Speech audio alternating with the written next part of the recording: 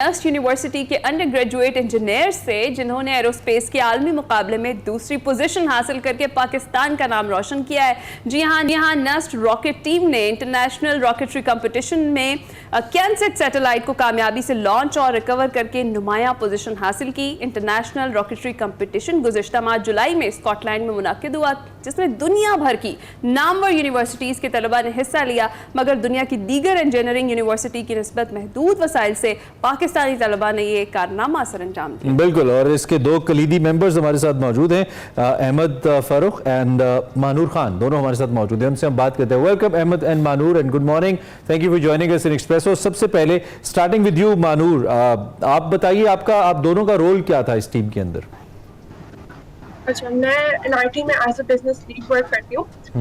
मेरा main role होता है कि ऑब्वियसली अपनी टीम को किस तरह डिफरेंट प्लेटफॉर्म पे प्रमोट किया जाए। इसके बाद ये भी होता है obviously you need some financial support for this kind of projects, क्योंकि आपको पूरी सैटेलाइट बनानी होती है, उसमें आपको यूके बेस पर ट्रैवल करना होता है। तो obviously we need some company से सपोर्ट अस, तो उनको ऑन बोर्ड लाने में भी I play a role in NIT. Great. Farooq, आपका क्या रोल था टीम के अंदर? Ahmad Farooq. So basically I also used to work in the business department में।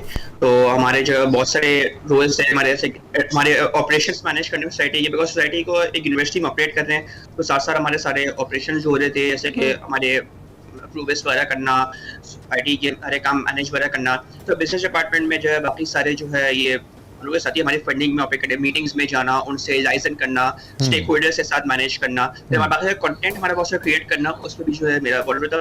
आई was our main content manager हमारा।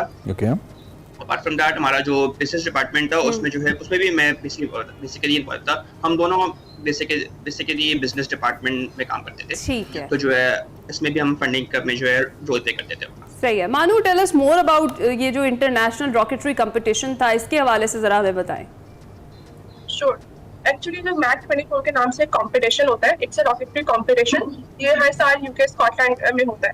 तो इस कंपटीशन में ना एक्चुअली स्टेजेस होते हैं। फॉर एग्जांपल हमने इस कंपटीशन को वर्क स्टार्ट करना शुरू किया था इन दिसंबर के बाद आपको सबमिट 3 रिपोर्ट्स। अगर तो आपकी 3 रिपोर्ट्स सही नंबर के साथ क्लियर होती हैं and you got enough markings, तो उसके बाद ही आपको लॉन्च की परमिशन मिलती है। अल्हम्दुलिल्लाह we got enough markings and good markings on those reports. उसकी बेसिस पे हमने लॉन्च किया जाके यूके में, एंड हमारी लॉन्च अच्छी थी, हमने उसको रिकवर अच्छे से किया था। On the basis of this we got second position over here.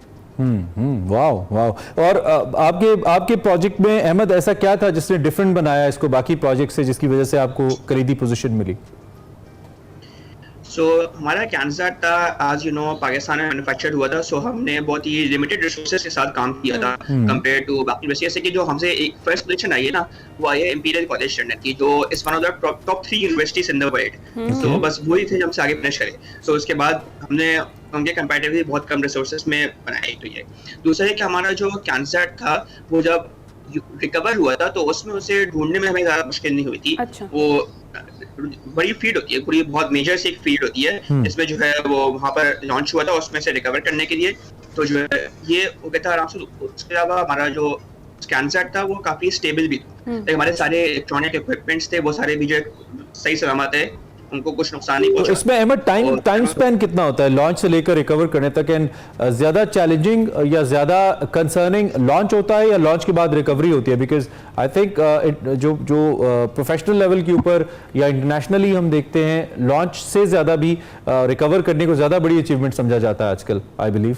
आप मुझे क्लियर कीजिए। हाँ देखो, लॉन्च तो जो है आप वो प्रोपेलेंट लगाएंगे तो जो है लॉन्च तो हो जाएगा, हवा में उड़ जाएगा। लेकिन मेन चीज होती है कि आपने उसको इलेक्ट्रॉनिक सेंसर्स वगैरह से कैसे कनेक्ट किया हुआ है कि जो है जिस आपने फ्लाइट कंप्यूटर से किस तरह मैप कर रहे हैं उसको कि जो है वो आपके लोकेशन में सही सलामत रिकवर भी हो। बिकॉज अगर रिकवर नहीं हुआ तो आप उसे दोबारा रीयूज नहीं कर सकते। हमारा जो कैनसेट है दैट इज रीयूजेबल, हम दोबारा भी लॉन्च कर सकते हैं, दोबारा भी रीयूज कर सकते हैं। ओके। तो इसलिए जो है वो इसलिए जो रिकवरी भी इसलिए इम्पोर्टेंट समझी जाती है। सो आप दोनों एरोस्पेस पढ़ रहे हैं, एक तो ये कि मानूर ओके आस्किंग यू इसके पीछे क्या मोटिवेशन है, और दूसरा ये कि जो कैनसेट है इसके पीछे क्या थ्योरी, आई मीन आपके माइंड में क्या था, for what actual purpose CanSat could work?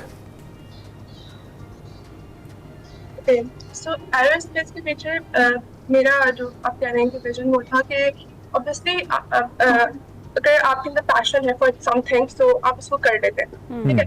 अगर कैंसर के पीछे की साइंस की बात की जाए तो वो ये होती है, और जब हमने कॉम्पिटिशन्स की डिटेल्स वगैरह देखी उसमें ये था कि आपको कैंसर डेवलप करनी है जो कि एनवायरमेंट को सस्टेनेबिलिटी प्रोवाइड कर सके। उनका मेन जो फोकस था सस्टेनेबिलिटी पे था।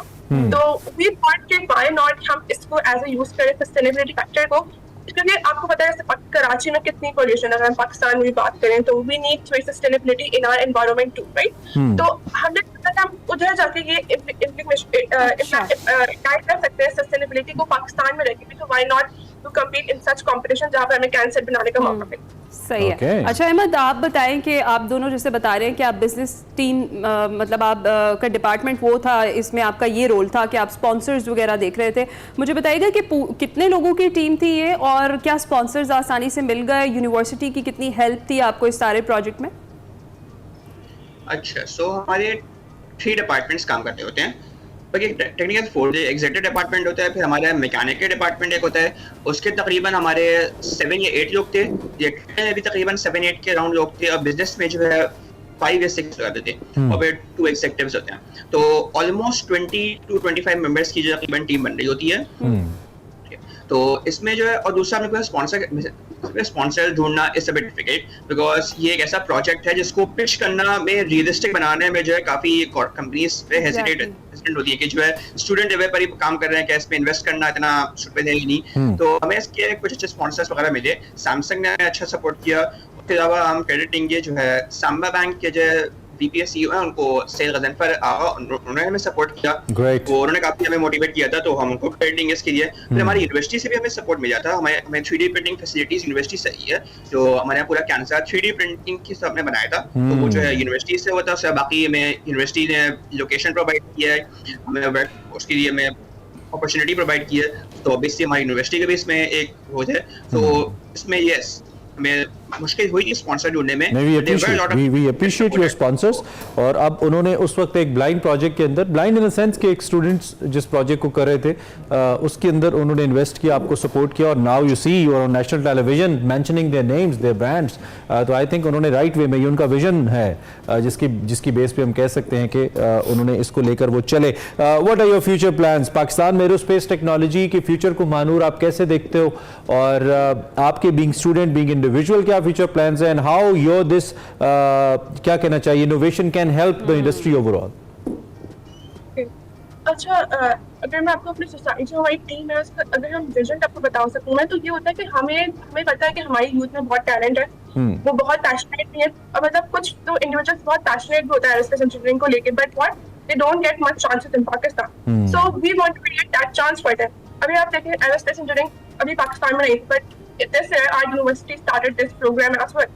ठीक, जो इंडिविजुअल्स इसमें इंटरेस्ट है वो आगे आया। इस फील्ड को, जो फील्ड बहुत पाकिस्तान में जिसको बहुत कम समझा जाता है, बहुत कम लोग इसमें आके काम करते हैं, उनको भी एक चांस दिया जाए। एंड हम चाहते हैं हमारी जो कोशिश है रॉकेट या फिर हम कैंसर जो बना रहे हैं, इसकी वजह कोशिश यही होती है कि जो बच्चे जो इसमें पैशन रखते हैं वो आगे आए और अपनी तरफ से भी वो रॉकेट लॉन्चेस हो पाकिस्तान में भी सैटेलाइट्स बने, और वो मतलब उनको कोई प्रॉब्लम ना हो कि हम लोग इसको कहाँ लॉन्च करें, हम लोग इसको किस तरह से प्रोटेक्शंस लेके हम लोग इसको काम करें।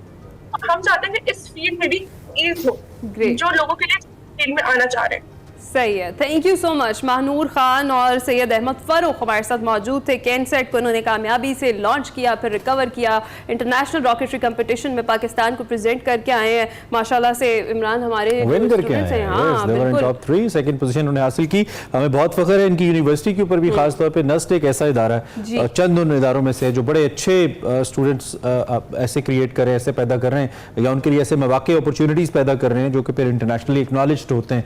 तो जो आपकी इंस्टीट्यूशनल सपोर्ट है that is very important. With that जारी बात है आपके टीचर्स, आपके कोचेस, आपके पेरेंट्स, जो भी लोग आपको हेल्प करते हैं वो सभी खिराज तहसीन के मुस्तहिक हैं। And most of all the sponsors जो उनके साथ खड़े हुए, जिन्होंने कुछ इनको फाइनेंशियल सपोर्ट किया, आपको हमारा खुसूसी खिराज तहसीन है। And keep supporting such ideas and students, क्योंकि ऐसे ही आइडियाज, छोटे आइडियाज ही बड़े बनते हैं।